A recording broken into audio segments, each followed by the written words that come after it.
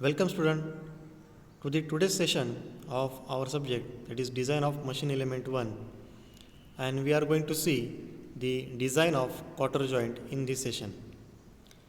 In the previous sessions we have seen the introduction to the quarter joint, its advantages, applications, and some of the basic terminologies of the quarter joint.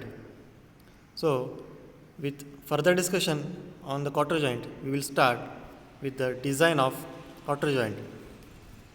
Now, first we will see some of the dimensions of quarter joints can be found out using the empirical relations as seen in this slide.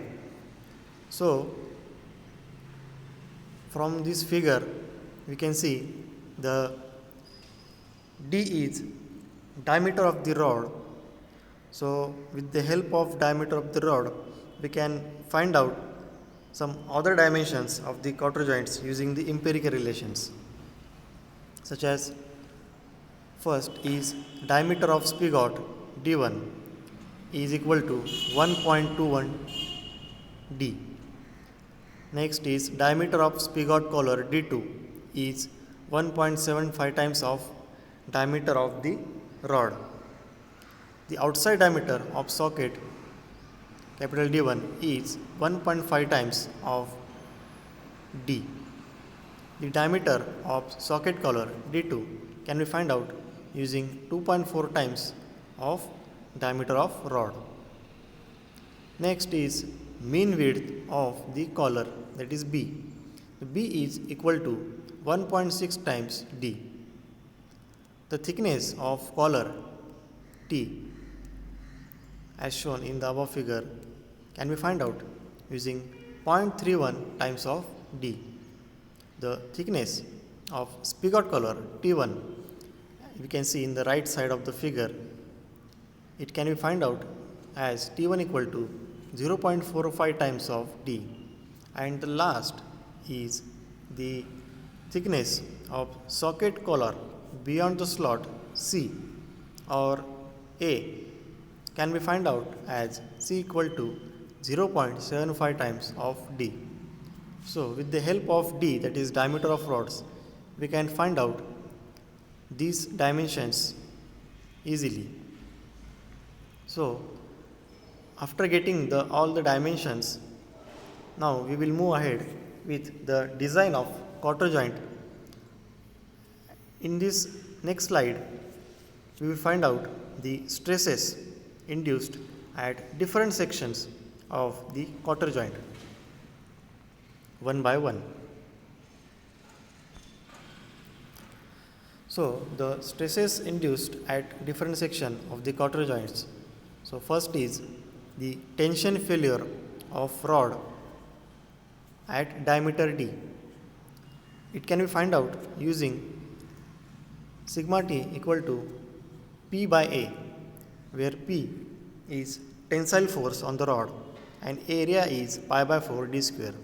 So, finally, we got the equation as sigma T equal to P upon pi by 4 D square, where D is rod diameter. The second stress induced is tension failure of spigot rod across the slot. So, we can see in the figure T is the thickness of the quarter and D1 is diameter of the spigot. So, the tension failure can be found out as sigma T equal to P upon, so area is pi by 4 D1 square minus D1 into T. This is the final equation for tension failure of spigot rod across the slot. Now, next is tension failure of socket across the slot. As we can see, the socket and the spigot as shown in the figure. So, D1 is the inner diameter of the socket and capital D1 is the outer diameter of the socket and T is the thickness of the quarter. So, the Stresses induced across the slot of the socket is sigma T equal to P upon pi by 4 d1 square minus small d1 square minus d1 minus small d1 into T. T is the thickness. So in this way we can find out the tension failure of socket across the slot. Next is shear failure of spigot rod end.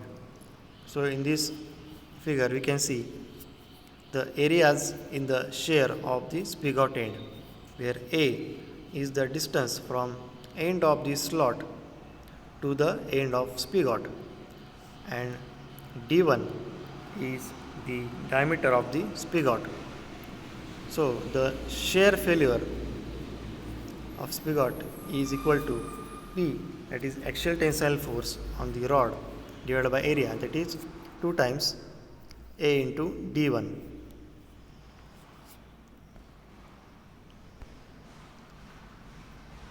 Next is the shear failure of socket end.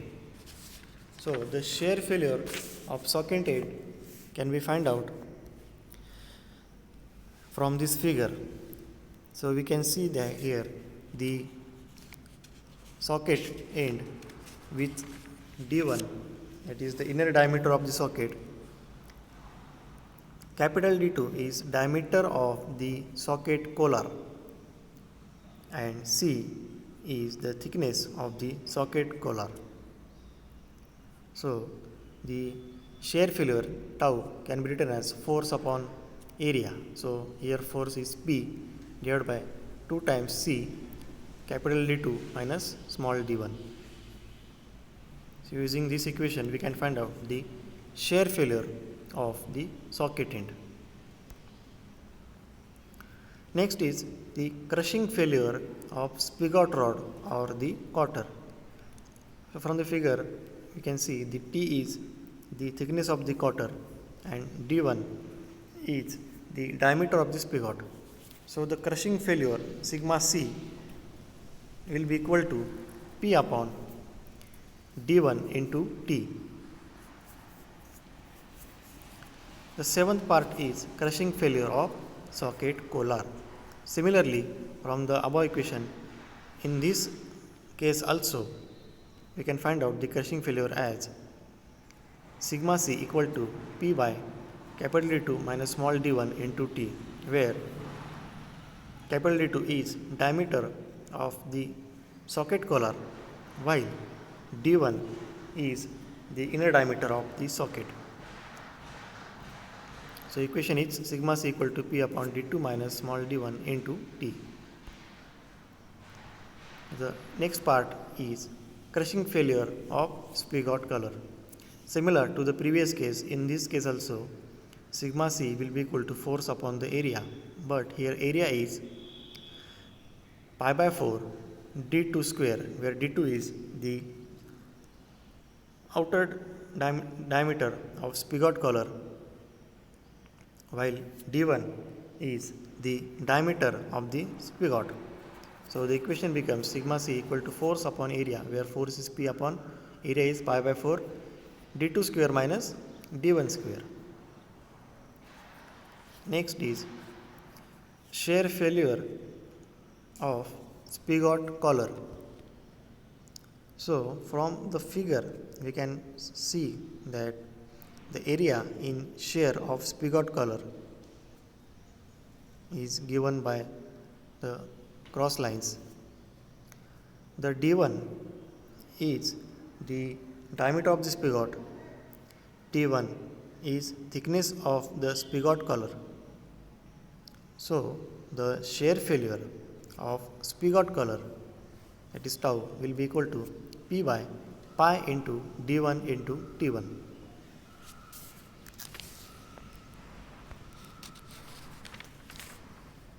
The last part, it is shear failure of cotter, can be found out using tau equal to P upon the area. Now here the area is B which is the width, that is mean width of collar, and T is the thickness of the quarter. So the area for this section will be equal to 2 times B into T. So the shear failure of quarter tau will be equal to P upon 2B into T, where all the dimensions of thickness width are in mm. Next is failure of quarter in bending.